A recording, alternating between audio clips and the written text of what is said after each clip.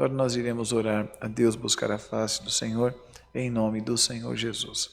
Amém. Glória a Deus. Glória a Deus. Aleluia. Glória a Deus. Glória a Deus. Aleluia. Senhor, Deus e Pai da eternidade, nós entramos na Tua presença em oração, Senhor. Agora, batendo na porta da Tua misericórdia e pedindo, Pai, o Teu favor, pedindo socorro, Pai, Senhor, por tudo que estamos enfrentando, por tudo que estamos passando.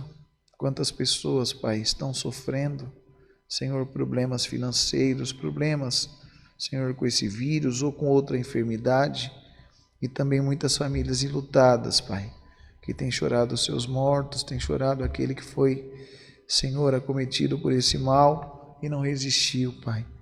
Senhor, nós pedimos a Ti, envia os Teus anjos nas necessidades de cada um que agora nos acompanham, Pai, por esta live, por esse culto online, Senhor, que estão na mesma comunhão, orando, pedindo, chorando, implorando o Teu favor.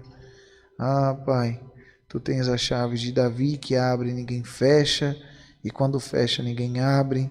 Tu tens a cura, a libertação, Tu tens a paz, Tu tens, Senhor, a solução do problema de cada um que nos acompanha agora, Pai.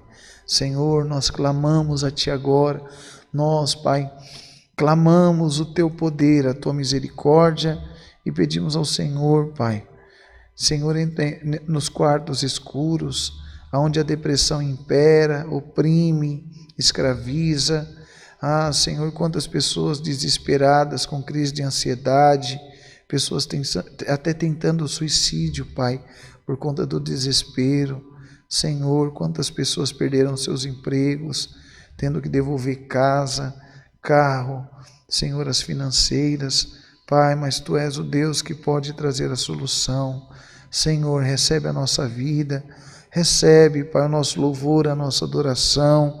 Senhor, fala conosco através da Tua palavra, nos direciona, Pai, e que todos, Pai, ao ouvirem a Tua voz, possam, Pai, seguir um norte, seguir um caminho, Pai, que o Senhor nos direcionar, Pai. Senhor, todas essas bênçãos pedimos, já Te agradecemos crendo, Pai, na vitória, em nome de Jesus Cristo, aquele que vive e reina para sempre. Amém. Glória a Deus, glória a Deus. Deus seja louvado. Amém. Glória a Deus.